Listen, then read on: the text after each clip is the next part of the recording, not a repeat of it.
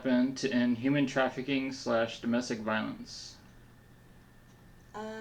That would be something that has been an age old problem that will happen in many forms and ways. That there's always going to be someone who's going to display those abusive behaviors no matter what the repercussions are.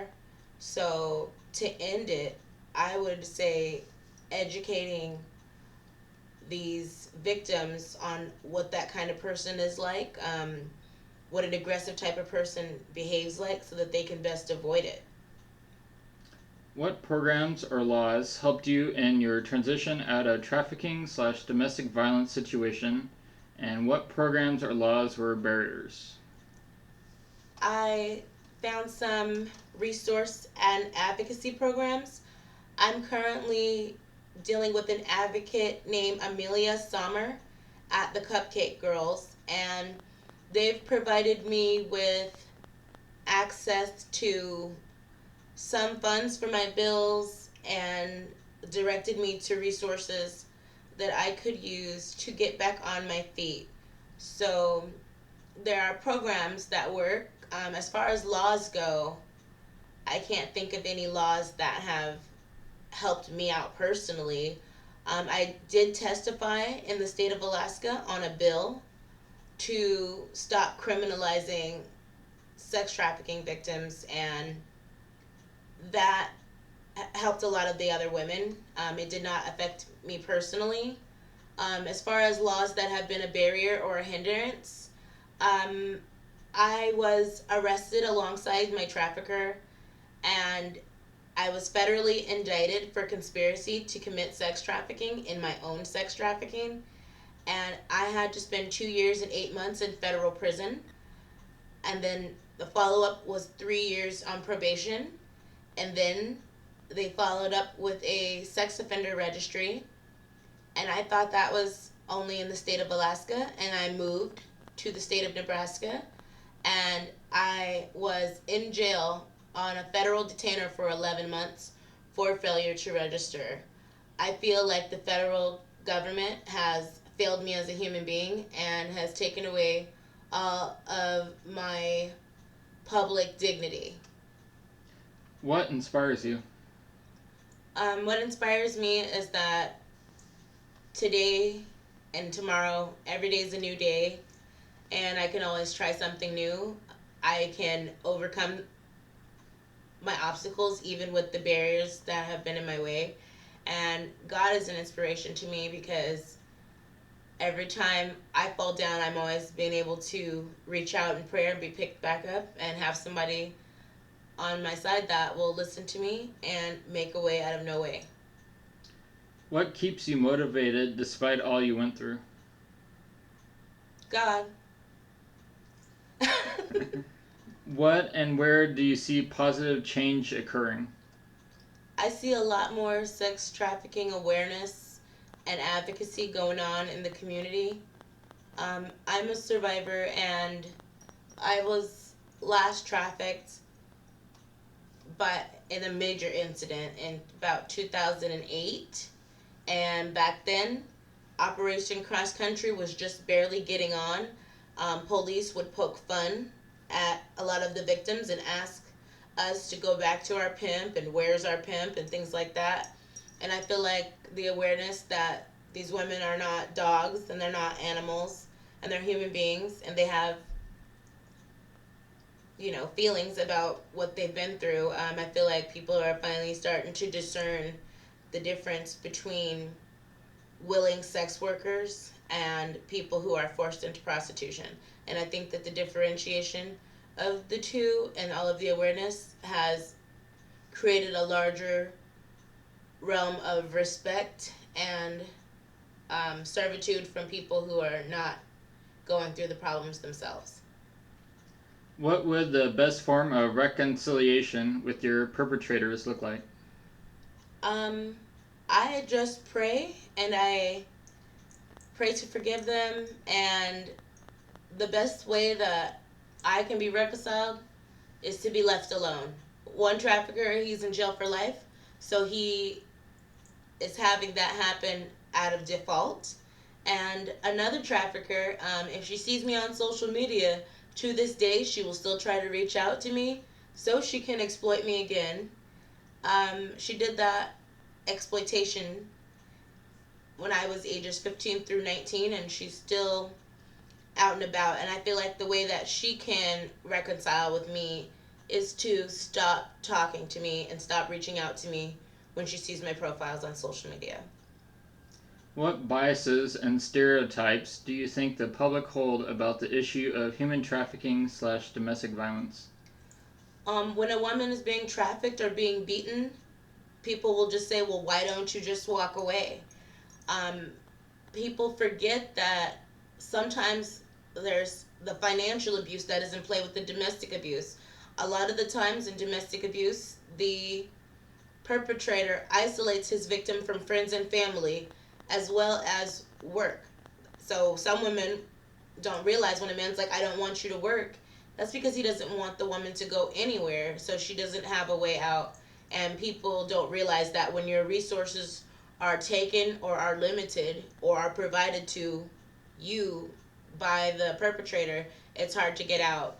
And also, when women are being sex trafficked, a lot of the time the trafficker will string them out on drugs or provide them with a lifestyle that they never thought that they would be living in, like a class or status that they were not in before. So it's hard to get away. Have you forgiven your perpetrators, and do you want them in jail? Yes, I want them both in jail. I want anything to happen to them, honestly. One is in prison, and the other one, she's still running free and addressing me when she can. And I believe that jail time might not have changed her. It would have kept her away from me.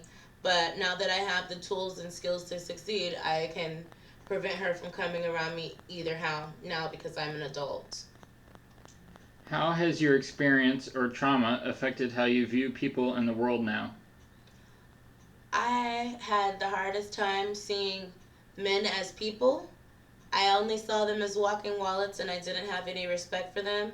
And I had strange relationships with women because I'm used to hanging out with a pack of women who have experienced the same situations as I have. And once you get away from that lifestyle, there aren't a lot of people who you can reach out to and talk to. So I just view the world as a place that takes some getting used to. What would be the main thing you would want people to take away from your story? That being trafficked doesn't define you, going to prison doesn't define you,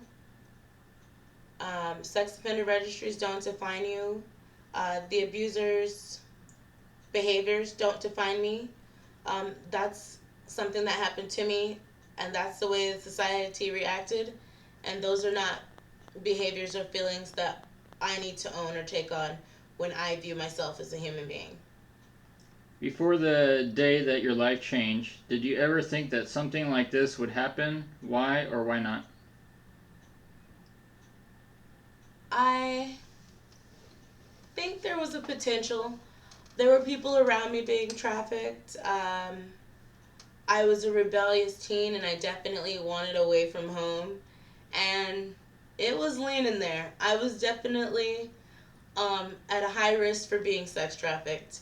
Um, it was a life that I was immersed into. I really wouldn't have seen it going too many other ways. And sometimes I do wish that it did not go that way. But from a very early age, I would say I was about at risk since the age of 11 years old. What made you share your story today?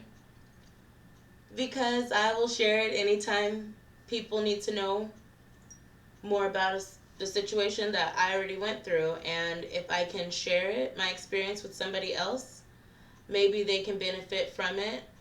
I also like to share with people who have not experienced it, but maybe living a lifestyle that puts them at risk.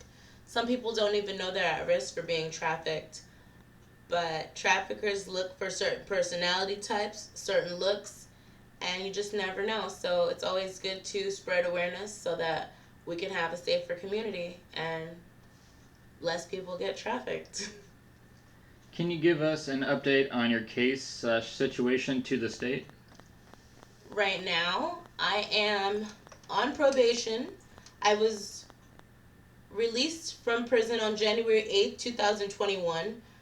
And this is in regards to a sex trafficking case where I was arrested and indicted and imprisoned in my own sex trafficking in 2009. And it is 2021 and I'm still being affected by it. I'm starting a nonprofit organization for trafficking survivors, and I just will keep on going and let God light my path, and hopefully things will just get better. I know that as many years as I've been away from the dangerous situation, there's still a lot of shrapnel left around from the things that transpired in those years, and it may never go away, so I might as well embrace it and help other people. How was your interaction with law enforcement during this time? It was absolutely horrible. I had police touching me inappropriately sexually, police rubbing their erections on me, and then when I would complain to the vice unit in Anchorage, Alaska, they would tell me, well, he's still a man. Um, I feel like when it comes to conducting these prostitution stings, they shouldn't be looking at these women like dogs and animals and treating them like they're less than a human being, because they don't know what led that woman to prostitute. Whether it was her own choice or whether somebody put her there doesn't mean that we're going to go ahead and start poking jokes. They had all kinds of jokes, and it was just a really humiliating situation. And there's no reason that I should have seen any officer's genitalia anytime, no matter what was going on. And in my personal opinion, I feel like those police who conduct themselves in that manner are absolutely guilty of co-conspiracy to commit serial rape. When a woman is being sex trafficked, that is serial rape. And you have absolutely no business seeing if she'll have sex with you, because yes, that will catch her a charge, but that will also continue to traumatize her. And I don't think that the means justify the ends. There's absolutely no reason for any officer of the law to be having sexual conduct in an investigation of a misdemeanor or a felony. Do you feel like this could have been prevented? If yes, how so? If not, why do you feel that way? I feel like it could have been prevented if I lived in a different environment. It doesn't really matter where you live, if you grow up rich or poor, because predators are predators. But I feel like if my family would have allowed me to have different options growing up, instead of being so strict, I wouldn't have to have been sneaking out, um, always leaving. I was trafficked by my babysitter, or no, I was babysitting for this woman for extra money, and she owned an escort service, and she asked me to answer the phones for the escort service while I was watching her children. Eventually, she had me collecting money, and then I was working, probably, within 6 months of knowing her, she introduced me to some older men that were lawyers. These people knew full well and better than what they were doing, but that's what happened. And I don't feel like it would have happened if my family structure was a little more tightened and my relationship with my mother was better. Do you feel like the world offers space for survivors of traumatic events to be able to grow from it or grow through it? Why or why not? I feel like there is plenty of space to grow and to change and to heal.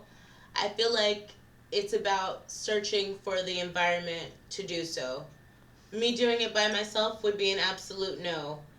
If it wasn't for the Cupcake Girls and Survived and Punished and Urban Justice Project and sex workers outreach programs and stuff like that, it would be a very lonely place. And these places are so limited that it's still very difficult, but at least there is someone out there to reach. And that's also why I'm passionate about starting my nonprofit, so that people can get away and that they have someone to talk to, because escaping is just one aspect of getting through this. Of course, now you're no longer being attacked, you're no longer being forced into things, but now you still have the trauma to deal with so that you can heal and see the person that God actually made you to be. Anything else you want to share? Anything at all? I absolutely hated the police. Thank you.